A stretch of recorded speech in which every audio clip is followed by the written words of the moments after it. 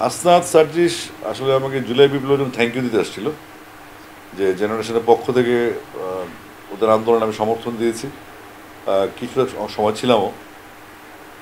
তো ওরা just thank you দেওয়ার জন্য আসছে, মাঝে মধ্যে খবর নেয় এবং আমিও তাদেরকে পার্ট টাইম সুযোগ পাইলে টিপস দিয়ে একটু দেশটা যদি খেয়াল করার জন্য, খেলাধুলা স্পেশালি খেলাধুলা এবং আমাদের কালচারাল সাইডে যেন যে বাধাবিঘ্নগুলি আছে, মানে সংস্কার তো সব জায়গায় প্রয়োজন।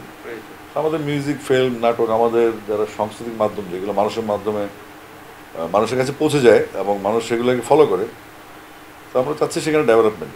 এবং তারা বলেছে যে আমরা আপনাদের প্রস্তাবনাগুলি দেন, আমরা চেষ্টা করব যেন আপনাদের এই সংস্কৃতিতে আমরা কিছু করতে পারি। এটা পজিটিভ। আমি সার্জিস এবং হাসনার সাথে একই ব্যাপারে সবসময় আলাপ করি, সেটা হচ্ছে নতুন প্রজন্ম যে পালস, সেটাকে যেন ছড়িয়ে দেওয়া হয় আমাদের মধ্যে। আমরা তো একটু বয়োজ্যেষ্ঠ আছি, আর যারা রাজনীতিতে আরও বয়োজ্যেষ্ঠ আছেন, তা আমরা চাই একটা সমন্বয় যেন এই তরুণ প্রবীণদের একটা মেলবন্ধন বাংলাদেশ হোক, এবং বাংলাদেশের রাজনীতিতে যে অতীতে যে কালিমাগুলি ছিল, বিনা ভোট, রাতের ভোট, চুরির ভোট, দিনের ভোট, বিনা, এগুলো যেন বন্ধ হয়ে যায়। এবং আমরা চাই মানুষ তার ভোটাধিকার প্রয়োগ করুক, তাকে সে যাকে খুশি তাকে পছন্দ